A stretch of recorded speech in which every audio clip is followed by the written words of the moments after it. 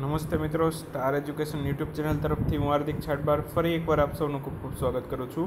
તો મિત્રો, આજના વિડીયોની અંદર આપણે 29 ઓક્ટોબરના જેટલા પણ મહત્ત્વના કરંટ અફેર છે બધા જ મહત્ત્વના કરંટ અફેર વિશે આપણે ચર્ચા કરશું. અને તમારી એક્ઝામને અનુલક્ષીને જેટલા પણ મહત્ત્વના મુદ્દા છે એ બધા જ મહત્ત્વના મુદ્દા આપણે ક્લિયર કરવાનો પ્રયત્ન કરશું. તો એન્ડ સુધી મારી સાથે આ વિડીયોને જોતા રહેજો. મિત્રો, રિક્વેસ્ટ છે કે લાઇક અને શેર કરીને સપોર્ટ કરતા રહેજો. વિડીયો લાઇક શેર કરતા રહેજો અને અમને સપોર્ટ કરતા રહેજો. જો હજુ સુધી ચેનલને સબસ્ક્રાઈબ ન કરેલું હોય તો સબસ્ક્રાઈબનું બટન દબાવી અને સબસ્ક્રાઈબ કરી લેજો અને બાજુમાં રહેલો બેલ સિમ્બોલ જરૂર દબાવજો, જેથી આવનારા વિડીયોની નોટિફિકેશન તમને મળતી રહેશે. તો ચાલુ કરીએ આપણો આજનો કરંટ અફેરનો વિડીયો. સૌથી પહેલી આપણે ચર્ચા કરીએ વિશ્વ કુસ્તી ચેમ્પિયનશિપ વિશે. તો હાલમાં જ તાજેતરમાં ઓક્ટોબર 2018 દરમિયાન છે વિશ્વ કુસ્તી ચેમ્પિયનશિપ છે એનું આયોજન થયેલું હતું. તો એમાં ભારતે કુલ કેટલા મેડલ જીતેલા છે? ભારતે કુલ 2 મેડલ જીતેલા છે. હવે એમાંથી કોણે કયો મેડલ જીતેલો છે એના વિશે ચર્ચા કરીએ તો બજરંગ પુનિયા છે. બજરંગ પુનિયાએ કયો મેડલ જીતેલો છે? સિલ્વર મેડલ જીતેલો છે. આ વિશ્વ કુસ્તી ચેમ્પિયનશિપમાં સિલ્વર મેડલ જીતેલો છે. હવે બીજું એ પ્રશ્નનો જવાબ તમારા મન નીચે કોમેન્ટમાં જણાવવાનો છે. બજરંગ પુનિયાએ એશિયન ગેમ્સની અંદર કયો મેડલ જીતેલો છે અને કઈ કેટેગરીની અંદર જીતેલો છે? બરાબર, બજરંગ પુનિયા એમણે એશિયન ગેમ્સ 2018 બરાબર, એશિયન ગેમ્સ 2018 છે એમાં કયો મેડલ જીતેલો અને કઈ કેટેગરીમાં? આનો જવાબ તમારે મન નીચે કોમેન્ટમાં જણાવવાનો છે. આશા રાખું છું કે બધા લોકો જવાબ આપશે. ગઈકાલના વિડીયોમાં 1 કે 2 લોકોએ જ જવાબ આપેલા છે. તો જરાક તમે સાથે સાથે જવાબ આપતા રહેશો તો મને પણ આવા વિડીયો બનાવવાની ખૂબ જ મજા આવશે. એના પછીની વાત કરીએ, બીજો જે મેડલ છે એ કોણે જીતેલો છે? પૂજા ટાંડાએ. પૂજા ટાંડાએ કયો મેડલ જીતેલો છે? બ્રોન્ઝ. તો આમાં આપણને એક પણ ગોલ્ડ મેડલ મળેલો નથી. બરાબર, તો એ પણ ખાસ યાદ રાખજો. વિશ્વ કુસ્તી ચેમ્પિયનશિપમાં બજરંગ પુનિયાએ કયો જીતેલો? સિલ્વર મેડલ અને પૂજા ટાંડાએ બ્રોન્ઝ મેડલ. બંને કયા રાજ્યના છે? હરિયાણાના જ છે. બરાબર, ત્યાર પછી આગળ વાત કરીએ તો વિશ્વ કુસ્તી ચેમ્પિયનશિપ જે છે બરાબર, એનું આયોજન ક્યાં થયેલું? હંગેરીમાં બુદાપેસ્ટ ખાતે. બરાબર, આયોજન ક્યાં થયું એવું પણ પૂછાય છે ઘણી વખત. તો હંગેરીમાં બુદાપેસ્ટ ખાતે. હાલમાં એશિયન ગેમ્સમાં આયોજન ક્યાં થયેલું એવું ઘણી વખત પૂછાયેલું છે. બરાબર, તો એ પણ ધ્યાન રાખજો. ત્યાર પછીની વાત કરીએ વિશ્વ બિલિયર્ડ્સ ચેમ્પિયનશિપ છે. વિશ્વ બિલિયર્ડ્સ ચેમ્પિયનશિપ, તો એમાં કોણ જીતેલું છે? તો વિશ્વ બિલિયર્ડ ચેમ્પિયનશિપ છે એમાં પણ ભારતે જીતેલું છે. વિશ્વ બિલિયર્ડ ચેમ્પિયનશિપમાં કોણ જીતેલું છે? સૌરભ કોઠારી. બરાબર, સૌરભ કોઠારી, ભારતનો સૌરભ કોઠારી છે એમાં વિજેતા બનેલો છે. કયા રાજ્યનો ખેલાડી છે? પશ્ચિમ બંગાળનો ખેલાડી છે. તો આવું પ્રશ્ન જરૂર આવશે. વિશ્વ બિલિયર્ડ ચેમ્પિયનશિપમાં વિજેતા બનેલો સૌરભ કોઠારી કયા રાજ્યનો છે? પશ્ચિમ બંગાળનો છે. હવે ફાઇનલમાં કોણે હરાવેલું એવો પણ પ્રશ્ન આવી શકે. તો સિંગાપુરનો ખેલાડી હતો પીટર ગિલક્રિસ્ટ. પીટર ગિલક્રિસ્ટ છે એમને હરાવેલું. બરાબર, તો આવા પણ પ્રશ્ન ઘણી વખત પૂછાતા હોય છે કે ફાઇનલમાં કયા દેશ સામે હતો અથવા તો કયા દેશના ખેલાડીને હરાવેલું. ત્યાર પછીની ચર્ચા કરીએ આગળ. તો સુખોઈ Su-30 MKI આ જહાજ છે હાલમાં ભારત દ્વારા બનાવવામાં આવેલું. હવે જો મિત્રો તમે ડિફેન્સના કરંટ અફેર રેગ્યુલર વાંચતા હોય તો આ સુખોઈ નામનું જે જહાજ છે એ કોના દ્વારા બનાવવામાં આવે છે? રશિયા દ્વારા. બરાબર, રશિયા દ્વારા છે એ આ સુખોઈનું જહાજ છે બનાવવામાં આવે છે. પરંતુ એક કરાર મુજબ રશિયા છે એ ભારતને આ સુખોઈ જહાજ છે બનાવવાની ટેકનિક શીખવાડવાનું હતું. તો હાલમાં હવે એ જહાજ છે એ હિન્દુસ્તાન એરોનોટિક્સ લિમિટેડને શીખવાડી દીધેલું છે અને હિન્દુસ્તાન એરોનોટિક્સ લિમિટેડ છે એમણે આ જહાજ બનાવીને તૈયાર પણ કરી દીધેલું છે અને ભારતની જે વાયુસેના છે એને સોંપી પણ દીધેલું છે. બરાબર, તો હાલમાં જ આ જે જહાજ છે બરાબર એ તૈયાર થઈ ચૂકેલું છે અને અત્યારે ભારતની જે વાયુસેના છે એને સોંપી દીધેલું છે. હવે વાત કરીએ તો સૌથી પહેલું છે સુખોઈ Su-MK-30I. તો નામ યાદ રાખવાનું છે. સૌથી પહેલું ભારતે આવું સુખોઈ MK-30I જહાજ બનાવેલું છે. તો આ સુખોઈ Su-30 MKI છે એ નામ તમારે યાદ રાખવાનું છે, બરાબર. કોણે બનાવેલું છે? હિન્દુસ્તાન એરોનોટિક્સ લિમિટેડ, બરાબર. અને હાલમાં અત્યારે વાયુસેનાને સોંપેલું છે. ત્યાર પછી વાત કરીએ તો સુધામૂર્તિ. સુધામૂર્તિ કમ ચર્ચામાં છે? સુધામૂર્તિએ હાલમાં એક બુક લખેલી છે અપસાઇડ ડાઉન કિંગ નામની. આ અપસાઇડ ડાઉન કિંગ નામની જે બુક લખેલી છે, બરાબર, તો એ બુક હાલમાં એમણે લોન્ચ કરેલી છે. હવે કયા રાજ્યમાંથી છે પણ સુધામૂર્તિ છે, એમના જન્મ વિશે થોડીક માહિતી મેળવી લઈએ. તો 19 ઓગસ્ટ 1950ના રોજ એમનો જન્મ થયેલો. કયા રાજ્યમાં? કર્ણાટક રાજ્યમાં. તો એવો પણ પ્રશ્ન આવી શકે કે કયા રાજ્યના છે, બરાબર. ત્યાર પછી વાત કરીએ, વર્ષ 2004માં રાજાલક્ષ્મી એવોર્ડ એમને મળેલો છે. પદ્મશ્રી એવોર્ડ પણ મળેલો છે. તો આવું પણ પૂછી શકાય, આ બુક લખેલી તો પદ્મશ્રી એમને કયા વર્ષમાં મળેલો છે? તો વર્ષ 2006માં. વર્ષ 2006માં કયો એવોર્ડ મળેલો છે? પદ્મશ્રી, બરાબર. તો એ પણ યાદ રાખજો, બરાબર. પદ્મશ્રી ક્યારે મળેલો? 2006માં. અને રાજાલક્ષ્મી એવોર્ડ ક્યારે મળેલો? 2004માં, બરાબર. તો બધું જ યાદ રાખવાનું છે. ત્યાર પછી વાત કરીએ, ઇમ્પ્રેસ વેબ પોર્ટલ છે, હાલમાં લોન્ચ કરવામાં આવેલી છે. કોના દ્વારા? માનવ સંસાધન મંત્રાલય દ્વારા. તો કોના દ્વારા લોન્ચ કરવામાં આવેલી એવું પણ પૂછાય તો માનવ સંસાધન મંત્રાલય દ્વારા. ક્યાંથી લોન્ચ કરવામાં આવી એવું પૂછાય તો દિલ્હી ખાતેથી છે લોન્ચ કરવામાં આવેલી છે, બરાબર. અને નામ શું છે? Impress web portal. તો આ નામ પણ પૂછી શકાય કે કઈ વેબ પોર્ટલ છે, એનું નામ શું છે? તો ઇમ્પ્રેસ નામ છે, બરાબર. ત્યાર પછીની ચર્ચા કરીએ તો ઇમ્પ્રેસનું પૂરું નામ પણ પૂછી શકાય એક્ઝામમાં. તો પૂરું નામ પણ આપણે યાદ રાખી લઈશું, impactful policy research in social science.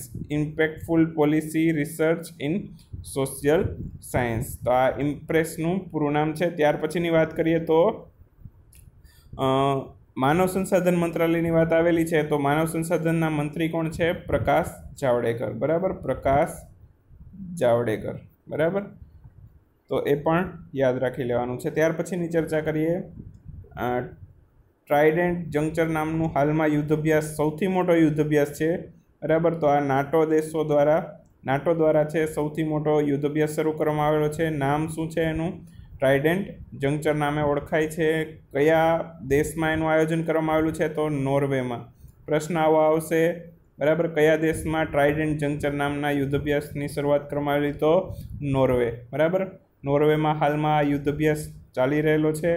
હવે બીજા પણ અગત્યના યુદ્ધ અભ્યાસની વાત કરીએ તો જીમિક્સ નામનો જે યુદ્ધ અભ્યાસ છે, અગાઉ આપણે ચર્ચા કરી ગયેલા છે, ભારત અને જાપાન વચ્ચે ચાલે છે. કોર્પેટ નામનો જે યુદ્ધ અભ્યાસ છે, ભારત અને ઇન્ડોનેશિયા વચ્ચે ચાલે છે.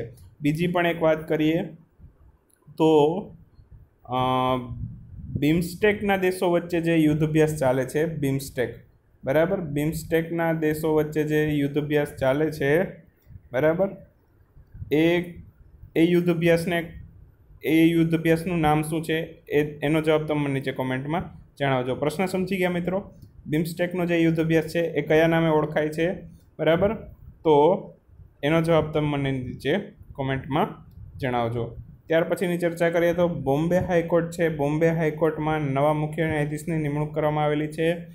આપણે અગાઉના લેક્ચરમાં ઇલાહાબાદ હાઈકોર્ટ છે એમના નવા મુખ્ય ન્યાયાધીશ, નવા કાર્યકારી મુખ્ય ન્યાયાધીશ વિશે માહિતી મેળવેલી હતી, પરંતુ હજી પરમેનન્ટ ન્યાયાધીશ એમાં મુકાયેલા નથી, બરાબર. એની નિમણૂક નથી થઈ. તો જ્યારે પણ મુકાશે ત્યારે આપણે અપડેટ કરી દઈશું. તો અત્યારે હાલમાં તમારે 5 એવી હાઈકોર્ટ છે જેના હાલમાં જ ન્યાયાધીશ બદલાયેલા છે. તો એકાદો પ્રશ્ન કદાચ એમાંથી આવી જાય તો 2-3 દિવસ સુધી આપણે રિપીટ કરતા રહીશું, બરાબર. તો બોમ્બે હાઈકોર્ટ એમાંથી એક છે. બોમ્બે હાઈકોર્ટના નવા મુખ્ય ન્યાયાધીશ છે, બરાબર. એ કોણ છે? H.N. પાટીલ. બોમ્બે હાઈકોર્ટના નવા મુખ્ય ન્યાયાધીશ કોણ છે? H.N. પાટીલ. ત્યાર પછી કોલકાતા હાઈકોર્ટ છે, એના નવા મુખ્ય ન્યાયાધીશ કોણ છે? D.K. ગુપ્તા. ત્યાર પછી ગુવાહાટી હાઈકોર્ટના A.S. બોપન્ના નવા મુખ્ય ન્યાયાધીશ બનેલા છે. ત્યાર પછી ઉત્તરાખંડ હાઈકોર્ટના રમેશ રંગનાથ. ઉત્તરાખંડ હાઈકોર્ટના નવા મુખ્ય ન્યાયાધીશ કોણ બનેલું છે? રમેશ રંગનાથ. ત્યાર પછી સિક્કિમ હાઈકોર્ટના નવા મુખ્ય ન્યાયાધીશ કોણ બનેલું છે? V.K. બિસ્ત, બરાબર. તો ફરી એકવાર રિપીટ કરી લઈએ ફટાફટ સ્પીડમાં જ, બરાબર. તો સૌથી પહેલી વાત કરીએ, બોમ્બે હાઈકોર્ટમાં H.N. પાટીલ, કોલકાતા હાઈકોર્ટમાં D.K. ગુપ્તા, ગુવાહાટી હાઈકોર્ટમાં A.S. બોપન્ના, ઉત્તરાખંડ હાઈકોર્ટમાં રમેશ રંગનાથ અને સિક્કિમ હાઈકોર્ટ છે એમાં VK બિસ્ત. તો આ બધા જ નામ છે તમારે આવનારી એક્ઝામ માટે મોસ્ટ IMP છે. એકાદો પ્રશ્ન જરૂર હશે, પૂછાશે જ આમાંથી, બરાબર. તો વ્યવસ્થિત રીતે યાદ રાખી લેજો. હવે આપણે ચર્ચા કરીએ અગત્યના પ્રશ્નો વિશે. તો ભારતના ઇતિહાસ અને સંસ્કૃતિ વિશે આજનો જે આપણો દરેક લેક્ચરની અંદર આપણે એક અગત્યનો ટોપિક છે, અગત્યના જે આવનારી એક્ઝામ છે એના માટે મહત્ત્વના પ્રશ્નો છે, આપણે ડેઇલી એક પર સંસ્કૃતિ વિશે અગત્યના પ્રશ્નો છે, આપણે એના વિશે થોડીક ચર્ચા કરશું. તો સૌથી પહેલો પ્રશ્ન, હડપ્પા નગર કઈ નદીના કિનારે આવેલું છે? તો રાવી નદીના કિનારે આવેલું છે, બરાબર. હડપ્પા નગર કઈ નદીના કિનારે આવેલું છે? રાવી નદીના કિનારે આવેલું છે. મિત્રો તમે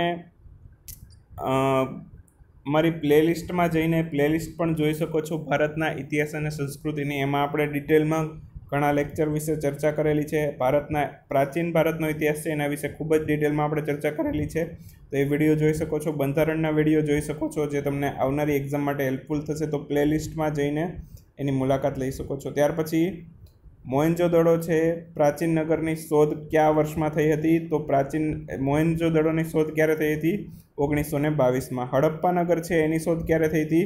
1921માં. હડપ્પા નગરની શોધ કોણે કરેલી હતી? દયારામ સાહનીએ. મોહેન્જોદડોની શોધ કોણે કરેલી હતી? રખાલદાસ બેનર્જીએ. ત્યાર પછી લોથલ પ્રાચીન નગર છે એમની શોધ કોણે કરેલી હતી? SR રાવ, બરાબર. લોથલ પ્રાચીન નગર છે એમની શોધ ક્યારે થઈ હતી? તો 1955, બરાબર, 1955. ત્યાર પછી ગુજરાતનું પ્રાચીન નગર લોથલ છે કયા જિલ્લામાં આવેલું છે? કઈ નદીના કિનારે આવેલું છે? આ મિત્રો જિલ્લો ભૂલથી લખાઈ ગયેલું છે. કઈ નદીના કિનારે આવેલું છે? ભોગાવો નદીના કિનારે આવેલું છે, બરાબર. કયા જિલ્લામાં આવેલું છે? મોટાભાગનાને ખબર જ છે, બરાબર. ત્યાર પછી